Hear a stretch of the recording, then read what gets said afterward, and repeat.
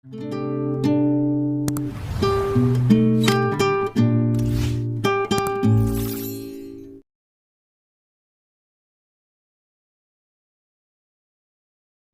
அருகே கரைப்புதூர் ஊராட்சியில் முறையான குடிநீர் விநியோகம் செய்யாததை கண்டித்து 50க்கும் மேற்பட்ட பெண்களுடன் ஊராட்சி மன்ற அலுவலகத்தை முற்றுகையிட்ட முன்னாள் எம்எல்ஏ.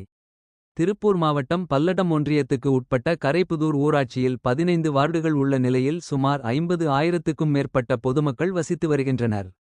இந்நிலையில் கரைப்புதூர் ஊராட்சிக்கு உட்பட்ட எஸ்.ஆர். நகர், மூகாம்பிகை நகர், கரைப்புதூர் ஆகிய பகுதிகளில் கடந்த 7 மாதங்களாக குடிதண்ணீர் முறையாக விநியோகம் செய்யப்படாததால் பொதுமக்கள் கடும் அவதிக்குள்ளாகினர்.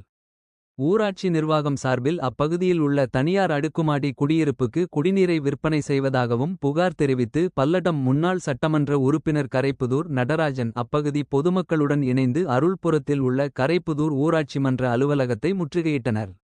முறையான குடிநீர் வழங்காததால் கடும் சிரமத்துக்குள்ளாவதாகவும் விலைக்கு வாங்கி குடிநீரை பயன்படுத்துவதாகவும் ஊராட்சி செயலாளரை முற்றுகையிட்டு வாக்குவாதத்தில் ஈடுபட்டனர்.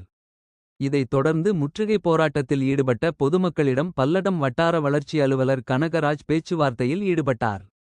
2 நாட்களுக்குள் குடிநீர் பிரச்சினையை சரிசெய்து கொடுப்பதாகவும் முறையான குடிநீர் வழங்க நடவடிக்கை எடுப்பதாகவும் வட்டார வளர்ச்சி அலுவலர் உறுதி அளித்ததைத் தொடர்ந்து பொதுமக்கள் கலைந்து சென்றனர்.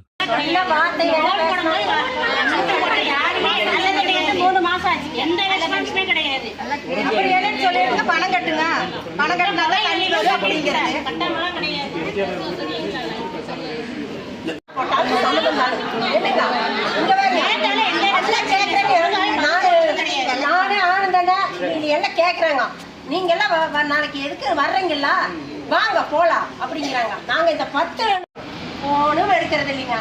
காசு கொடுக்காத வீடு ஓடுங்க. நான் எப்படின்னு சொல்றேன்னு தெரியுங்களா? வா நோட்டு போட்டு வா, நான் வர்றதா, கொடுக்காதீங்கிட்டு நான் வாங்கி தரங்களா, அப்படியெல்லாம் வர முடியாதுங்க அப்படிங்கிறதாச்சுங்க. பொதுவா வார்த்தை பேசுறானுங்க. நாங்க எல்லாம் கொடுக்குறோங்க தனி 50 ரூபா.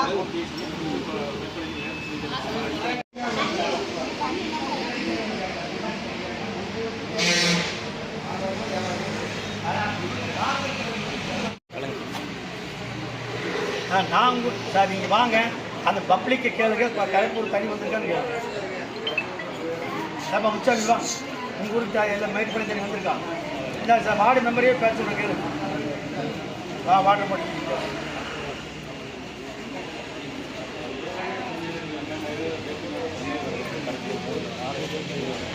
யாருமே செய்யலை. இப்போ நான் உங்களுக்கு சொன்னதுக்குனால இப்போ தான் கனெக்ஷன் கொடுத்தான். அந்த ஏரியாவில் 5 டேங்க் சிண்டெக்ஸ் நாங்கள் ஏற்கனவே இருக்குது. அந்த 5 டேங்க் தண்ணி போயிட்டு இதே போல் தான் மற்ற பகுதிக்கு உள்ளூர் திட்டத்தின் மூலமாக தண்ணீரை கொடுத்துருந்தா இந்த பகுதி மக்களுக்கு 25 நாள் இப்போ 25 நாள் எத்தனை நாள் வந்திருக்காங்க? 25 நாள் ஆச்சு. கருத்து இவங்க போன் பண்ணாங்கன்னா முறையான பதில் வாட்டர்மேன் யாரும் சொல்றதில்லை. அது ஒரு குற்றச்சாட்டு சொல்றாங்க.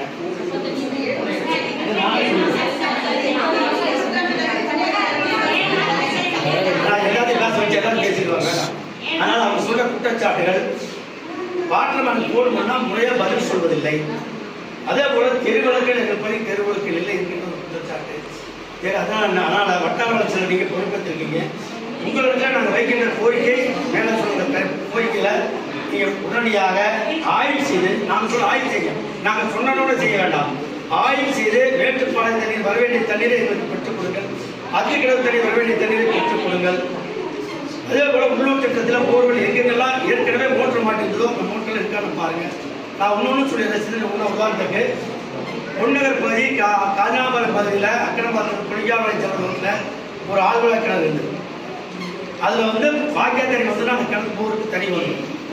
அந்த மோட்டர் ஓட்டணும்னா அந்த தண்ணி பிரச்சனையை தீர்த்துடலாம். ஆனால் அந்த கால்வாய் கிணத்துல இப்போ மோட்டரே கிடையாது.